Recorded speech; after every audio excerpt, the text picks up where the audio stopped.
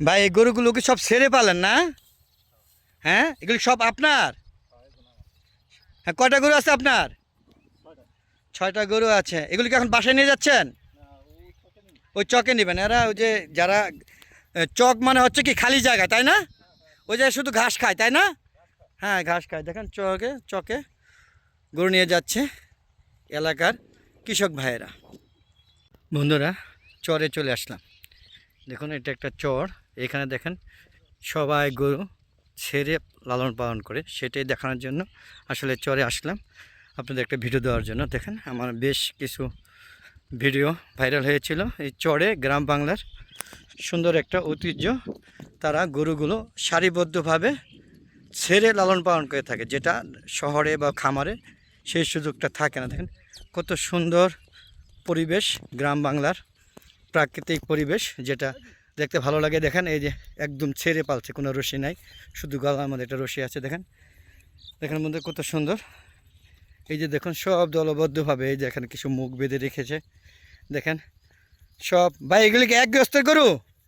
না ভাই, বিভিন্ন গৃহস্থের না?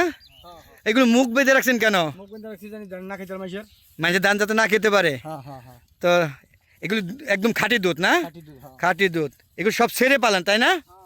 দেখেন, হ্যাঁ দেখেন, হ্যাঁ হ্যাঁ তুলছি তুলছি তুলছি। যে গ্রাম বাংলা দেখেন কত সুন্দর ঐতিহ্য, ছেড়েগুলো পালন করে চড়ে। এখানে একদম ফ্রেশ ঘাস লতা পাতা খেয়ে তারা লালন পালন করে থাকে। এই যে দেখুন চারিদিকে গরুগুলো সব ছেড়ে দিয়েছে। দেখেন, হ্যাঁ আমরা কোরবানির জন্য গরু কিনি, খামারের গরু, যেগুলোর মধ্যে নাকি তারা বিভিন্ন ধরনের ভুসি, খড় কুটা, আবার অনেক সময় কেউ দুষ্টামি করার জন্য বা গরুর বেশি লাভবানের জন্য ওষুধ খাইয়ে থাকে, ইঞ্জেকশন দিয়ে থাকে, মেয়াদ উত্তীর্ণ হারে গেলে স্ট্রোক করে। এইসব গরুগুলো সারা জীবন গরমের মধ্যে পড়ে থাকে। দেখেন এই প্রচুর রোদ, এই যে এখন দেখেন জ্যৈষ্ঠ মাস শেষ পর্যায়ে, হ্যাঁ প্রচুর রোদ। রোদে মানে আম কাঁঠাল পাকতেছে, বুঝতেছেন কি পরিমাণ রোদ। এই রোদের মধ্যে গরুগুলো একদম খোলা অবস্থায় ঘুরতেছে, কোনো স্ট্রোক তো দূরের কথা, কিছুই না। দেখেন সবাই গরুগুলো কি সুন্দর মুক্ত অবস্থায় লালন পালন করে। তো এই জায়গা থেকে গরু নিয়ে, হ্যাঁ আমি কুরবানি দিই। তো আমি দেখছি যে এখানে কোনো চবরি হয় না, গরুর ভিতরে কোনো চবরি নেই।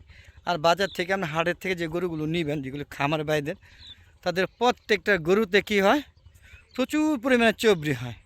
হ্যাঁ 10 কেজি 15 কেজি, আর এগুলোতে আধা কেজিও পাবেন না। দেখেন সব ছেড়ে দিয়েছে। কিছু কিছু গরু আছে হ্যাঁ পায়ের মধ্যে বেঁধে রেখেছে, কারণ হলো কি সামনে আবার ধান খেত আছে, পাট খেত আছে, যাতে এগুলো না খায়।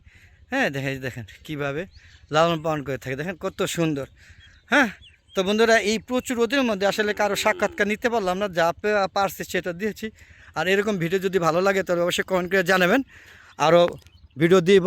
আর চরের ভিডিওগুলো কেমন লাগে আপনাদের ভালো লাগলে অবশ্যই কমেন্ট করে জানাবেন। তো বন্ধুরা ভালো থাকবেন, সুস্থ থাকবেন। আর এরকম ভিডিও যদি পাইতে চান অবশ্যই আমার ফেসবুক পেজটাকে ফলো করবেন এবং সম্পূর্ণ ভিডিও দেখে শেয়ার করে সবাইকে দেখার সুযোগ করে দেবেন। আর ফেসবুক পেজের ভিডিওগুলো সন্ধ্যা 6টার পরে আপলোড করে থাকি, আর ইউটিউব চ্যানেলের ভিডিওগুলো 4টার পরে আপলোড করে থাকি, দেখবেন এবং সুন্দর সুন্দর মতামত দিবেন। আর আপনারা যদি চরের থেকে গরু কিনতে চান তাহলে অবশ্যই কমেন্ট বক্সে লিখে পাঠাবেন।